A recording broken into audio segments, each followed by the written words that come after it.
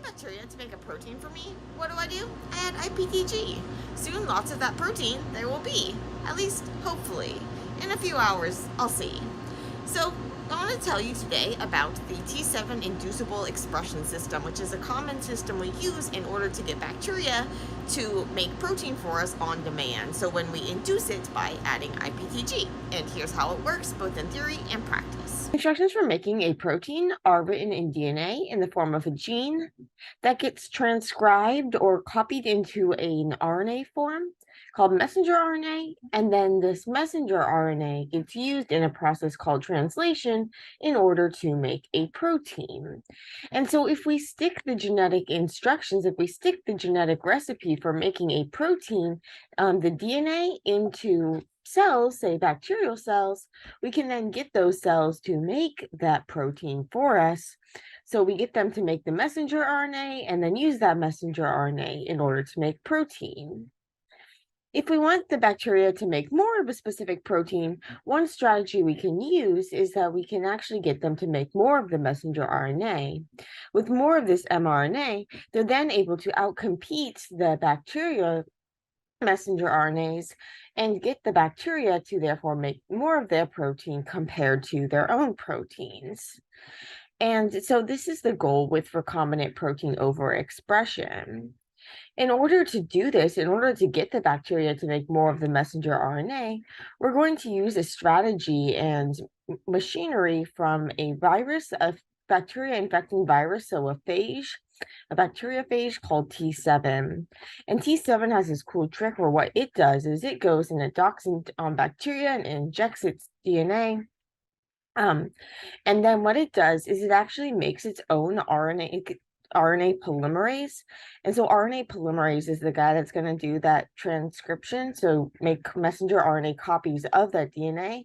And then remember, the more of those messenger RNA copies there are, the better able they'll be to compete for the ribosomes so that more protein can get made.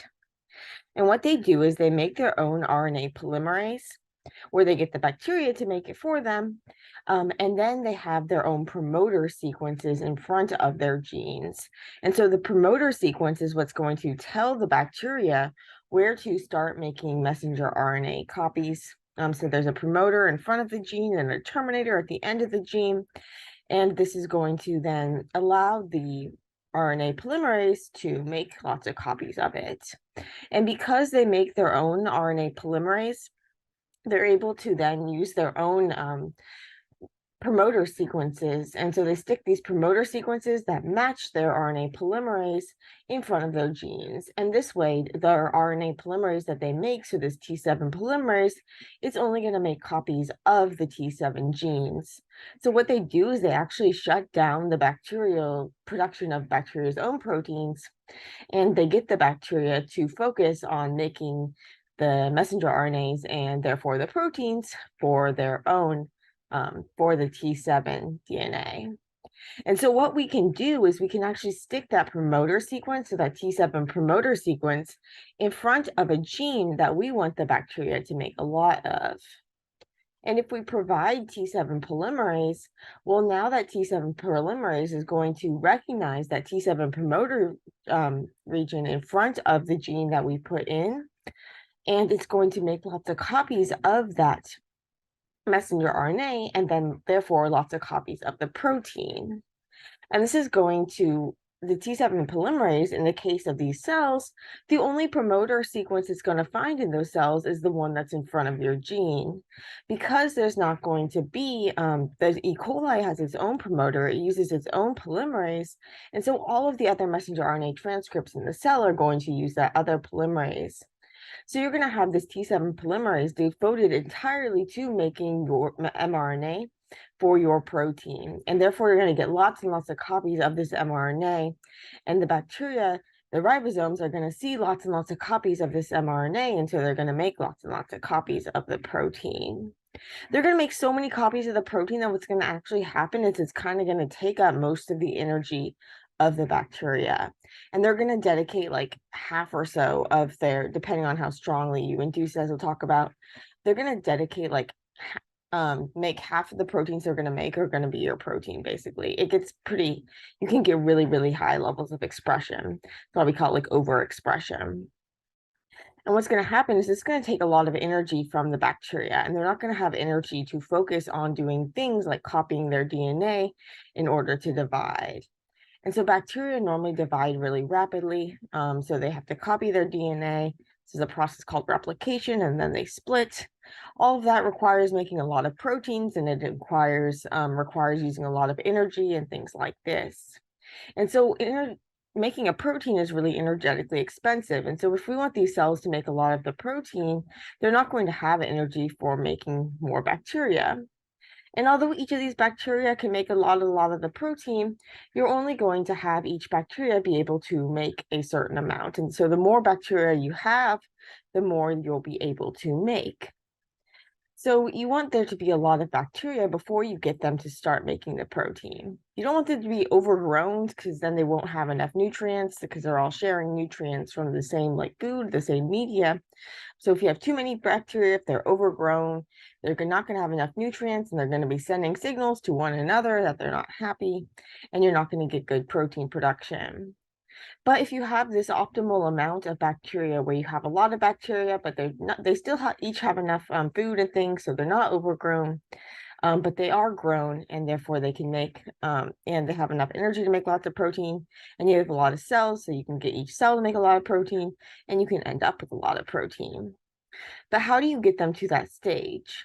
Because if we were to just have that T7 polymerase be working all the time, what would happen is that even though we would have a low concentration of bacteria, but they would each be making the protein, but you wouldn't get that much protein because you would only have a few bacteria. And so what we need to do is we need to make it so that they don't make that T7 polymerase until you have a lot of bacteria already. So let them spend their original energy focusing on replication, focusing on making more bacteria. And then once you have a lot of bacteria, then you can introduce that T7 polymerase in order to get them to make lots of that messenger RNA and then lots of the protein. And so the way that we're able to do this is by controlling when T7 polymerase gets made. And now instead of taking a page out of the phage book, we're taking a page out of the bacterial playbook. And we're going to take advantage of this thing called the lac operon. And so an operon in bacteria, it's basically like a set of genes and things that are kind of made at the same time, because they're all kind of connected. They're under the same control, and they make components of a system that all need to be made at the same time. And so what bacteria have is they have this thing called the lac operon, which is going to encode or have the instructions for making various components that are needed in order to metabolize, so to use for food, to break down lactose in order to get energy from it. Bacteria prefer to use glucose, so the sugar glucose, but if there's not enough glucose around, then they can switch and they can use this other sugar called lactose if there is lactose around. But they don't want to make all of the equipment they need in order to make lactose unless they don't have enough glucose and there's lactose present. So this lac operon that they have, basically the genes that they have for making the things they need to break down lactose, are going to be under tight control so that they don't make them unless they need them. One of the things in this operon is going to be beta-galactosidase. And so beta-galactosidase, or beta-gal, this is going to be this protein that's really important for helping break down lactose.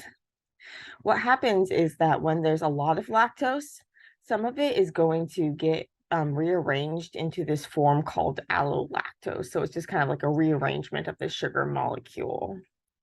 And now allolactose is going to be what's going to control, one of the things that's going to control this the lac operon, and it's going to de-repress it. So normally in bacteria, what they do is they repress the making of these genes by having this protein called a lac repressor bound in front of the gene for this, so for like beta-gal. And this lac repressor is going to hide a sequence called the lac operon. And so there's a sequence called the lac operon in front of these lac operon genes. And this lac operon promoter, this is going to be where the RNA polymerase is going to bind and make lots of copies. And so remember, before we were talking about the T7 polymerase, the T7 promoter. Here we're talking about a different promoter. We're talking about the lac operon promoter. And so in bacteria, they have the sequence of lac operon promoter in front of the gene for this lactose breakdown. And so in this case, we're talking about LAC-Z in particular, so the gene for making beta-gal. Normally, there's this protein called a lac repressor that's actually going to sit on that lac operon and prevent the ribosome or prevent the RNA polymerase from binding here. And so it's blocking that binding site. And therefore, you're not making the beta-gal unless there is a need. But now what happens if you add allolactose? So if there's a lot of lactose around, you're going to get some of it rearranged into this allolactose. What this allolactose does is it acts as a de-repressor. So it's going to bind to the lac repressor and cause the lac repressor to fall off. This is going to allow access for RNA polymerase, which can now make lots and lots of copies of that beta-gal and of the other lac operon genes. And therefore, the bacteria is going to make the machinery that it needs in order to make break down lactose.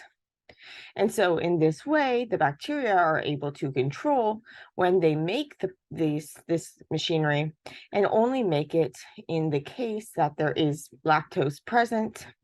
And it's more complicated too, because then you have other levels of control based on whether or not glucose is present too. So I'm not going to get into that. But so the basic idea to get from here is you have this sequence called the lac promoter, the lac operon promoter, which you can stick in front, which the bacteria have in front of the genes that they need for making lactose metabolizing equipment. They normally prevent the making of these proteins by having a protein called the lac repressor bind to that lac operon and block the RNA polymerase from binding.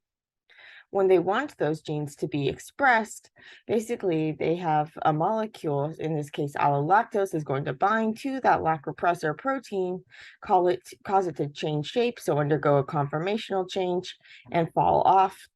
This allows the RNA polymerase to bind and make lots of copies of the mRNA, which can be made to make lots of copies of the protein. There's a molecule called IPTG, which can mimic allolactose and play the role of a de-repressor. It binds to that lac repressor, causes the lac repressor to fall off, similarly to how if we had allolactose, but it's going to be more stable. And so in the lab, what we can do is we can add IPTG in order to cause the de-repression of this lac operon. This wouldn't be very helpful for us because, well, we want to, just in general, if we were just to do it to normal bacteria, because we're not trying to get them to break down lactose, we're trying to get them to make T7 polymerase. So what we actually have to do is we have to stick this lac repressor and this lac promoter in front of the gene for making T7 polymerase. Now, if we stick that promoter in front of the gene for making T7 polymerase, now the bacteria won't make the T7 polymerase until we de-repress them. And so until we add IPTG to cause that lac repressor protein to fall off and therefore allow the bacteria to make lots of copies of the T7 polymerase. So the bacteria are now going to make lots of copies of the T7 polymerase, and then that T7 polymerase is now available in order to make lots of copies of your protein. So normally your protein isn't going to get made. Remember that when you get the cells to make your protein, you're going to get them to make a lot of your protein. And so you want to wait until there's a lot of protein ready. There's a lot of bacteria ready. And so you wait, you monitor the growth of the bacteria, as we're going to get into. When you have a lot of bacteria, so before they overgrow, but when you have a nice high density, so there's lots of cells available to make protein, so you can get a lot of protein, then you add the IPTG. The IPTG is then going to de-repress your this lac promoter allowed the making of this T7 polymerase, and now that T7 polymerase can go and make your protein. So normally the T7 polymerase won't get made because the lac repressor is found in front of it, and normally your protein won't get made because there is a T7 promoter in front of it, as opposed to the bacteria's own promoters. So the bacteria, remember, use a different RNA polymerase and with a different promoter sequence. And so the T7, in order to make our protein, we need that T7 polymerase. And in order to make that T7 polymerase, we have to de-repress the T7 polymerase gene. So these are actually going to be in separate places. So your gene is going to be in like a plasmid vector. This is commonly a PET vector, where PET stands for a plasmid expression vector under T7 control, where the plasmid is a circular piece of DNA that you stick into these bacteria to get them to do things for you. And this the lac repressor, the T7 polymerase, this gene under the control of the lac repressor, the lac promoter, this is actually going to be integrated into the bacteria's own DNA, commonly in a cell line like BL21DE3, and we'll get more into this later. But basically, the T7 polymerase is going to be made from the bacterial cells that your plasmid is in, and your protein is going to be made from a separate plasmid. This is going to come into play later because we're actually going to do the cloning and things and make lots of copies of this plasmid in other cells that don't have the T7 polymerase and therefore aren't going to make your protein. And then we'll switch and we'll stick them into the expression cells, which do. The promoter can kind of leak if that repressor falls off, and RNA polymerase sneaks in before rebind. So what I'm talking about here is this lac promoter for making T7 polymerase. And remember, we don't want to make T7 polymerase until we want to make our protein. And because if we make T7 polymerase, if this was leaky, so if you accidentally made T7 polymerase, say, even though there's not IPTG around, you can make some of your protein. And in some cases, this might not be that big of a deal. In some cases, it could be a big deal, especially if your protein is toxic to the bacteria and things like this. So to make sure that you're not making any of your protein before you're ready, you want to make sure that this is under really tight control. So you can actually stick a lac promoter and a T7 promoter in front of your gene. This provides a kind of like dual level of control. So even if a little T7 gets made because that promoter in front of T7 is a little leaky, you're still going to have to have the de-repression of the from the IPTG in front of the gene as well. So there's kind of like two layers of security. And this is often called like a T7 lac promoter, where you have a lac promoter in front of a T7 promoter in front of your gene. And just one little technical note is I've been saying gene, but really what we're talking about here is we're talking about cDNA, which stands for complementary DNA, which is a DNA copy of the messenger RNA.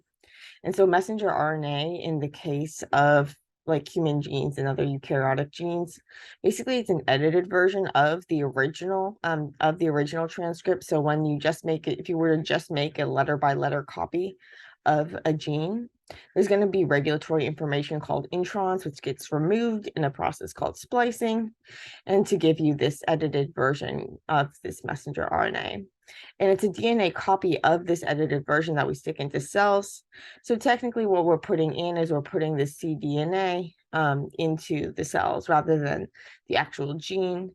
I go over this more in another post, but often we just use the word gene, but what we're really referring to is the cDNA. But there is a distinction in the case of these eukaryotic genes, and so more on that in other posts. So overall, we end up with a system where what we're doing is we're controlling the expression of T7 polymerase in order to control the expression of our gene of interest. We do this in a couple different steps. We stick the T7 polymerase promoter in front of our gene of interest, or the cDNA, in a plasmid like a PET vector.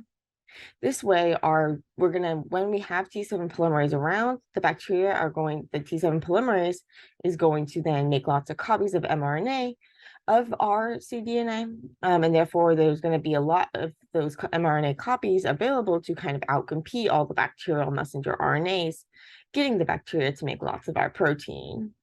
They're going to spend so much of their energy doing this that we want to make sure that there's a lot of bacteria available in order to make the protein before we actually get them to make the protein. And so what we do is we control when T7 gets made, the polymerase that is. And to do this, what we do is we have that under the control of a bacterial system called the lac promoter. So the lac promoter is going to be a different sequence that we stick in front of the instructions for making that T7 polymerase. And this way, what's going to happen is that only when you induce it, when you add this chemical called IPTG, this is going to de-repress the T7 polymerase gene, and therefore that T7 polymerase can get made, and then that T7 polymerase can go and make lots of copies of your messenger RNA. And it's going to focus on just making your messenger RNA because that T7 polymerase sequence isn't in front of other genes in the bacteria. And this way, you make a lot of T7 polymerase that can then make a lot of your protein, messenger RNA copies of your gene, which the bacteria can then make a lot of copies of the protein for. And so you can actually end up with huge amounts of your protein. And sometimes the bacteria can even make like half of the protein that they make is going to be your protein. And so we'll get into a lot more of the details about all of this. But basically, you just allow these, you stick that plasmid into bacteria. You do like an overnight culture, say like 5 mils or so. Then you stick it into more media and you do a larger growth. You track the bacterial growth by measuring this thing called the OD600, which is the absorption at the wavelength of 600. And then once it gets to an ideal growth, ideal level of growth, which you measure, is going to depend on what type of cell media you're using, which we're going to get into. So if you're using LB, you typically want about 0.6 to 0.8. If you're using TB, which is a different type of media, a different type of bacterial food, which is going to allow you to grow cells to a higher density because it's more nutrient rich and it's got pH buffers and things like this that allow these more bacteria to grow in the same volume. You're going to want to go to a higher OD, like 1.4 to 1.8. And then you're going to induce it by adding the IPTG. And the amount of IPTG you're going to add, you might have to optimize, but a typical thing is about 1 millimolar. We'll get more into the details of this later. You want to make sure that your protein actually expressed. So you take a sample of it before you induce it and after you induce it. You can run an SDS-PAGE gel. This is going to allow you to separate proteins based on their size, and then you can look, and because the bacteria are going to be overexpressing the protein, hopefully, they're going to be making so much of it that you're actually going to be able to see the appearance of a strong band if your induction worked well. And so if it did, now you can go ahead and you can purify out that protein. So now let's step back and describe things in more detail. What we're going to have to do is we're going to have to start with the molecular cloning. We're going to have to stick the cDNA for our protein. So remember, that's the edited version of the gene. We're going to stick that into a plasmid, and we're going to stick it into a plasmid that is under the control of the T7 promoter. So remember, the promoter is going to be the sequence that's going to tell the RNA polymerase, start making messenger RNA here, and then it's going to make that messenger RNA. And in the case of bacteria, normally they have a bacterial, like you have like an E. coli RNA promoter sequence in front of a gene. But in this case, what we're going to do is we're going to stick a T7 promoter in front of our gene. And the T7 promoter, remember, that's going to use the T7 RNA polymerase. And we're going to control when that RNA polymerase gets made, but we're going to control that based on the cells that we put this plasmid into, not based on the plasmid itself. So if we stick this plasmid into cells that don't have T7 polymerase, you can still get this plasmid to be copied, to get replicated, to get the bacteria to make a lot of copies of it, but they won't be making that T7 polymerase. And this is going to be great because remember, sometimes you can get leaky expression of that polymerase and things like this. And therefore, the bacteria might start making the protein, which could waste their energy, because we don't care if they make the protein, we care if they make more copies of the plasmid, because we want to get a lot of copies of the plasmid so that we can do things like check if the sequence is okay, just maintain it, keep a stock of it, all that great stuff.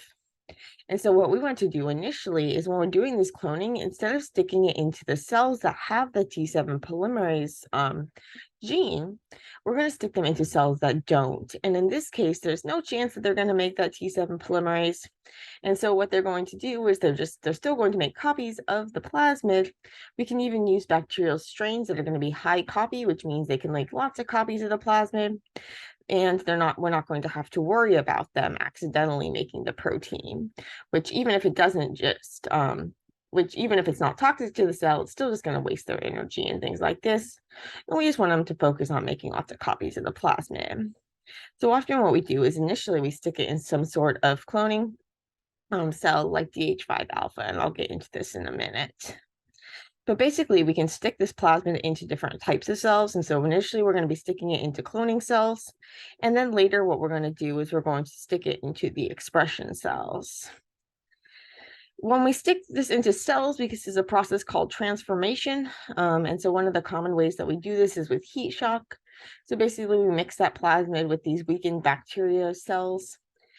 These cells, they're chemically competent, so they're chemically weakened with like calcium chloride and stuff.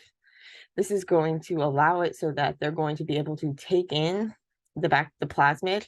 So if we mix them with the plasmid and then we heat shock them, you can kind of open up these, widen these pores in the bacterial surface that's going to allow the plasmid to sneak in there. And then your plasmid is now going to be in these cells. And in order to select for the cells that actually took in the plasmid, your plasmid typically has an antibiotic resistance gene in it. And you can grow the cells in the presence of the corresponding antibiotic. And this way, only cells that have taken in the plasmid will have that antibiotic resistance product, and only those cells will therefore be able to grow in the presence of that antibiotic. And so throughout all of this, we're going to be using antibiotics and make sure that the antibiotic matches what the antibiotic resistance gene in the plasmid. So remember, though, at this point, when we're doing the cloning, we're going to be sticking them into cloning cells that don't have that T7 polymerase. Commonly, this is going to be a strain like DH5 alpha. And so I have much more about bacterial growth and expression strains and all this stuff in another post, and so I'm not going to go into them here. But DH5 alpha is going to be good for making lots of copies of your DNA, of your plasmid. And once you've had them make lots of copies, now you can purify it out. What you want to do is you're going to do like a mini prep to isolate that plasmid from the cells, send it for sequencing to make sure that the sequence is all okay. If you've confirmed that everything is good to go, now you want to stick this plasmid into cells that are actually going to be able to make the protein. And remember, in order to have cells to make the protein, what you really need to do is have cells that can make T7 polymerase, because your gene is under the control of the T7 promoter.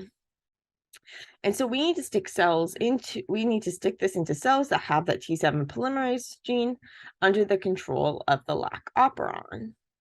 And so we're controlling the T7 polymerase based on the IPTG, but that has to be in the cells that are actually have that T7 under the control of the lac repressor. And so one common cell line that we use for this is BL21. And the 21 is the DE3, the BL21 DE3. So DE3 is going to basically, this tells you that it has this cassette. So basically this bit of genetic information that for the T7 RNA polymerase that's under the control of the lac operon. This lambda DE3 lysogen, so basically it's coming from this indifferent phage. It's under this lac UV5 promoter, this special promoter, and it's integrated into the bacterial genome. So the T7 polymerase sequence is actually in the bacterial genome. It's not on a separate plasmid or anything, so we don't have to worry about it potentially not getting copied from cell to cell. It's in the bacteria's own DNA. So every time the bacteria makes a copy of their DNA in order to replicate, they're going to pass on the instructions for making this T7 polymerase. And so it's going to be a stable cell line. It's going to stably have that gene for making T7 polymerase, but it's not normally going to make it because it's under the control of that lac repressor.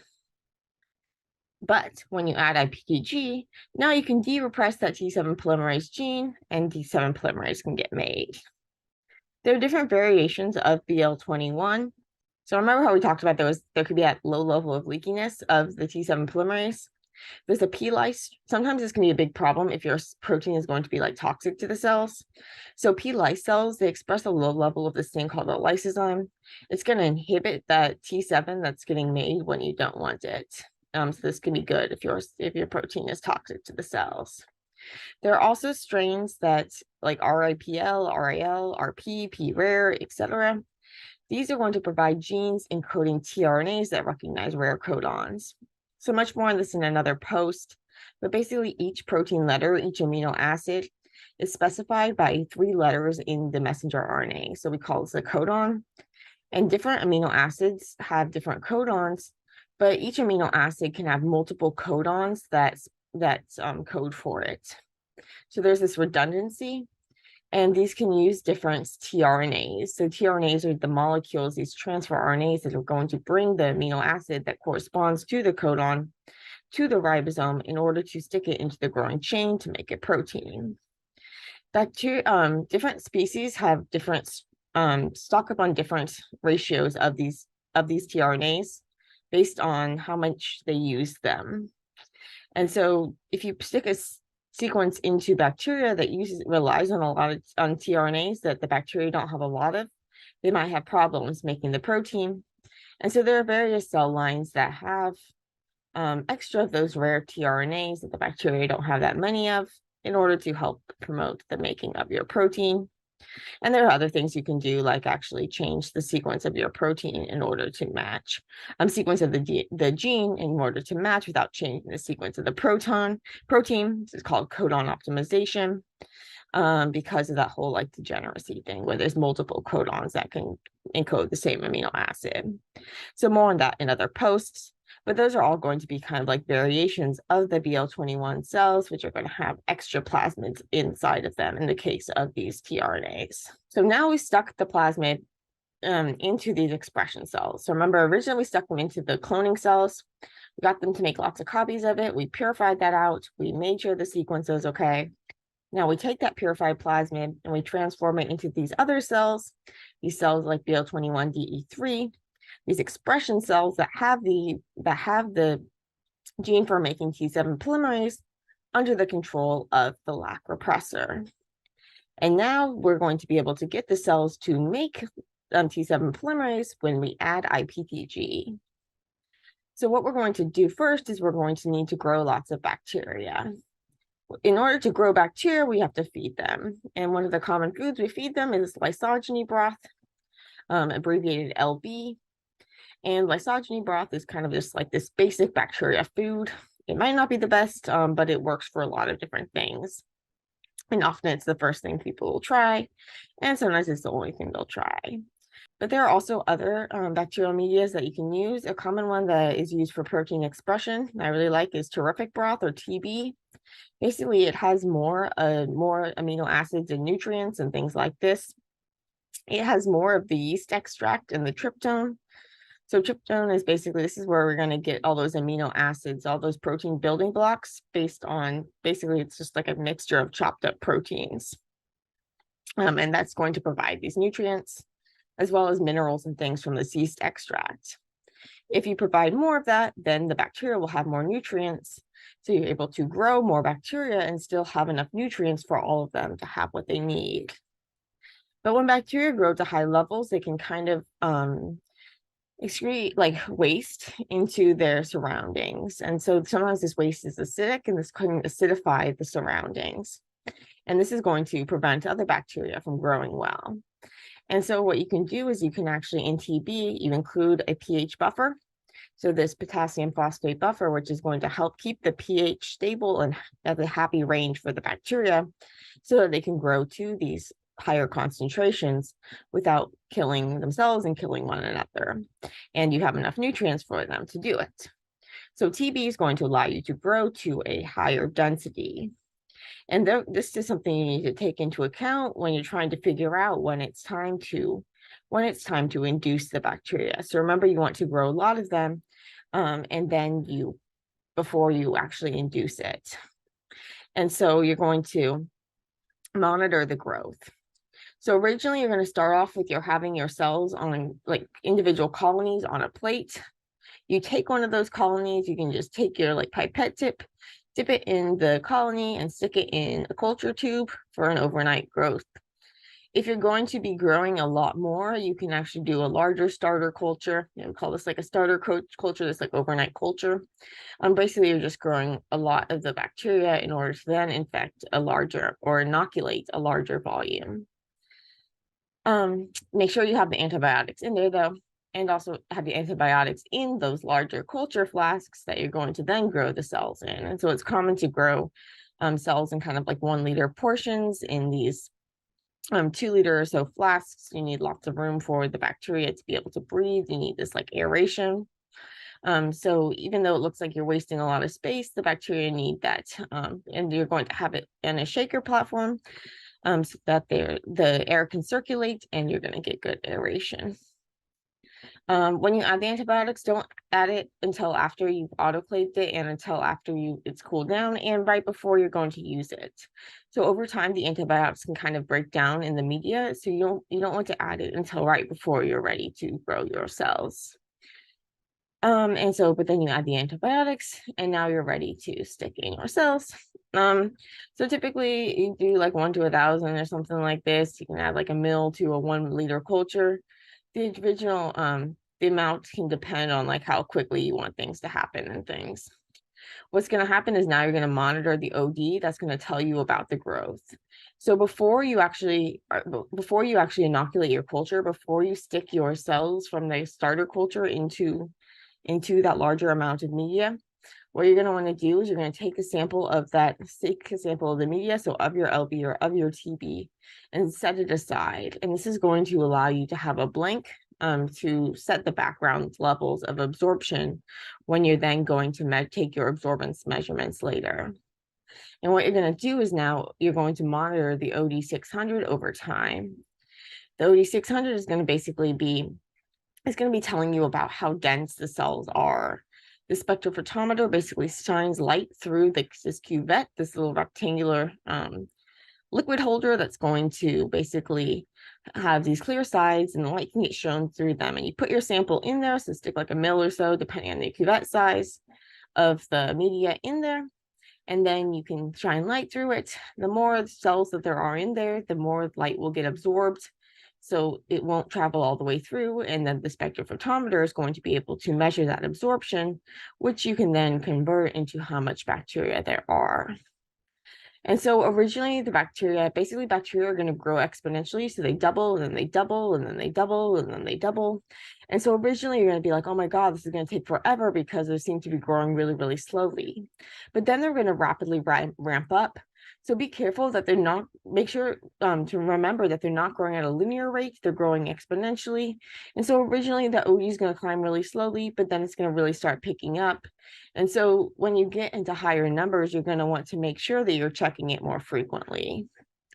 In the case of LB, I typically aim for an OD of about 0.6 to 0.8. For TB, remember we can grow to a higher density. So here I'm looking for about 1.4 to 1.8. Sometimes different proteins might work better if you have a lower amount of cells and things like this. And so look to specific protocols in those cases, or you might have to troubleshoot and optimize. Another thing you're going to have to optimize are things like the growth time and temperature, as well as the IPTG concentration. This isn't an issue for some proteins, but especially if you have a protein that's toxic to the cell, you're going to want to make sure that you're not making them make too much of your protein. So you don't want to like overexpress it. And so you might use, let's say, a lower concentration of IPTG. Often conventional typical is about 1 millimolar. What's really convenient is you can make like a 1 molar stock of IPTG.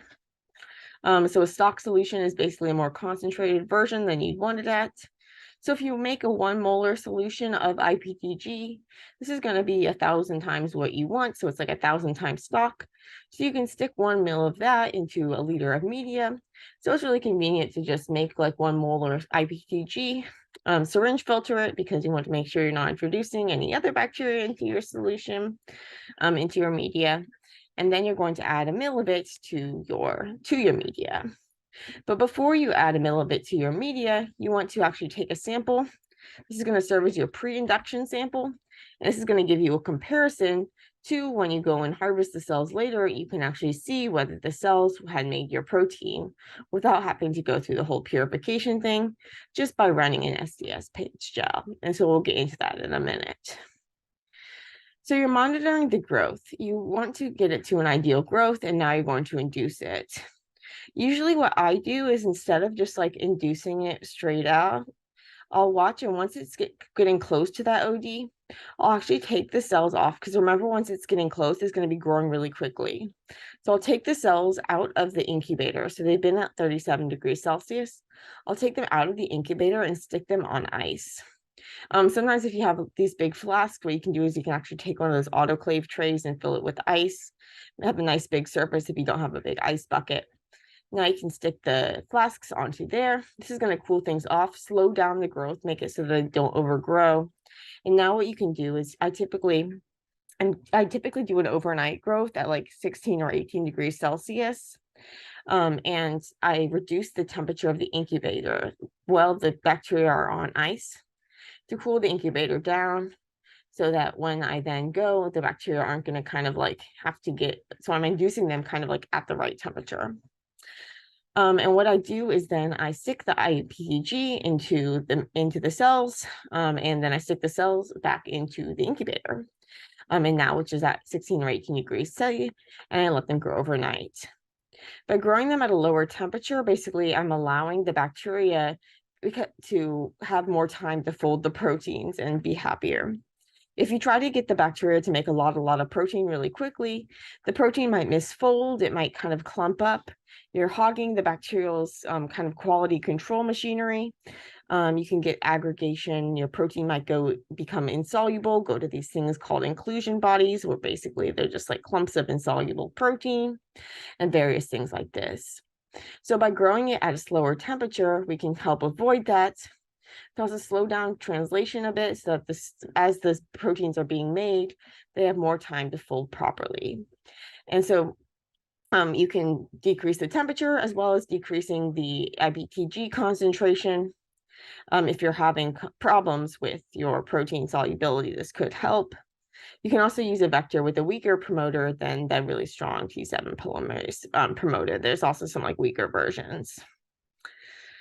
But anyway, in order to see if it actually works, you can run a gel, and we'll get into how you do this in a minute. But when you're doing this, you're going to be taking a sample of the cell when you go to harvest. And so when we say harvest, basically what we do is we're separating the cells from the media. So we just pour the cells into a bottle. We spin them down in a centrifuge. So for bacterial cells, this is typically like 2,000 to 10,000 G. And basically then you remove the media. So for like 10 minutes or so, you remove the media, you just like pour it off. And then you can resuspend the cells if you want in a buffer with protease inhibitor, or you can just freeze the pellet as is and then do the resuspension later. And so now you have your pellet of cells. When you go and you want to purify it, you have it ready. But before you actually do that pelleting down, you're going to want to take a sample for your gel. So just like you took a 1 ml sample before for the pre-induction sample, before you spin them down, you're going to take another 1 ml sample for the post-induction sample. And now you're going to run an SDS-PAGE gel in order to compare the two. So typically what I do is I just take a ml of each, I centrifuge it at top speed for about 10 minutes, pour off that liquid media, add 50 microliters of your 1X SDS loading buffer. So that's going to be that dye containing buffer that you load your samples into the SDS-PAGE with. The SDS is a detergent, it's a soap, it's an artificial soap. It's basically going to help break open the cells, as well as make your protein unfold, so it'll slither through this gel. And so you use this 1x SDS and you mix it with your sample. Your sample's going to lyse open. You can boil it for 10 to 15 minutes, centrifuge it briefly to pellet out that big gunk, and then load the liquid part, the supernatant, onto your gel. And when you do this, if you got strong expression, you should see a strong band corresponding to the size of the protein that you were expecting. If you don't, you might need to optimize your conditions. If you're not able to see a strong band or you're not sure, what you can do is you can, if you have a tag on your protein, or if you have an antibody and you have an antibody against the tag, or if you have an antibody against the protein itself, you can run a Western blot and see if it got expressed. Or you can do like a small scale purification testing for its presence. But hopefully you'll see a strong band, and this will tell you that you have your protein of interest expressed. You can also do small, instead of going straight to that like 1 liter and things, you could do smaller samples and try different IPTG concentrations, different inductions, ODs, things like this, and then do a comparison like this in order to see what conditions are best before you go ahead and you do that scale up. When you do the scale up, I typically do more than I think I will need, especially if it's the first time purifying something. You might want to do, say, if you want to purify 1 liter, grow 2 liters. That's what I'm doing today, is growing 2 liters so that I have enough that if the purification, if there was a problem with the first batch during the first round of purification, I have kind of backup. So that's kind of one of my philosophies, is always have backup. So have cell pellets saved, and so that if something goes wrong during your purification, you always have backup. You can go back to without having to go all the way back to re-expressing it. Especially with bacteria, because these things, they grow cheap, the media is cheap, all of this various stuff, and so it's not a big deal in order to make a little extra to have backup and then not have to go through all of this again. Speaking of going through all of this again, you might have to go through all of it again if you need to troubleshoot and optimize various things. Sometimes bacteria might not be capable of expressing the proteins that you want well. So although we have that universal genetic code where bacteria are going to be able to understand the instructions for making whatever protein we put in, that doesn't mean that they can actually make it well.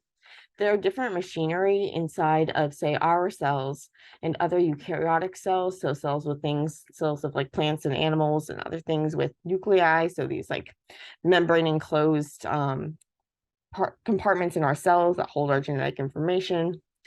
So these eukaryotic cells, we also have a lot of different machinery in order to help do things like make the proteins fold properly, add modifications, things like sugar, so glycosylation, phosphate groups, phosphorylation, things like this, that allow, like, kind of go above and beyond the level of just the protein sequence.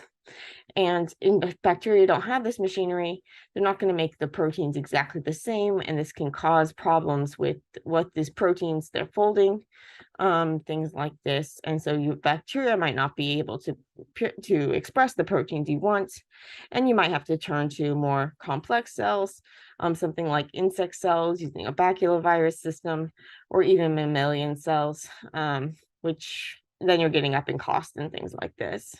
So bacteria are really great because they're cheap, and because you can do this overexpression where you get them to make a lot of your protein rather than just make your protein like the same levels of other things. But remember that if your protein is toxic to the cells, you might not want them to make a lot of it, and so you might want to use a weaker promoter and things like this. But if you have a nice protein that the bacteria don't mind making, and so then what you can do is you can use this inducible T7 overexpression. You control the expression of the T7 polymerase, and you stick that T7 polymerase promoter in front of your gene of interest. Now, when that T7 polymerase gets made, the cells will make lots of copies of your messenger RNA, and therefore there will be lots of copies of those messenger RNA available to outcompete all those bacterial messenger RNAs, so that the ribosomes will make lots and lots of your protein.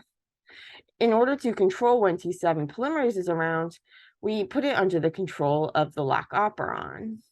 In this way, T7 polymerase only gets made when we have IPTG around. So we can add IPTG when we want the cells to make the T7 polymerase, which can then make our gene. And we wait, we monitor the cells until there's a lot of cells, a lot of copies of cells, lots and lots of cells in the mixture so that we can make lots and lots of protein. Then we add IPTG. The bacteria basically stop growing and dividing, and they devote almost all of their energy into making proteins. And so like half of the protein or so that they make is going to be your protein of interest, which is why we want to wait until we have a lot of bacteria grown before we actually induce them. And then once we induce them, these cells are going to make a lot of your protein. And then you can then harvest the cells. And once they start running out of nutrients and things, spin the cells down, pour off the media, collect the cells, and see if they express your protein. And if so, go ahead and purify it out. And so I hope this helped you understand the T7-inducible expression system. Video này do mình, Cương bên NpsLab.vn, tự chỉnh sửa phụ đề hoặc lồng tiếng bằng công cụ, thấy vậy thôi, chứ tốn công lắm á. Thấy hay thì nhớ bấm theo dõi kênh, cho mình thêm động lực làm mấy video phòng lab xịn sò nữa nha.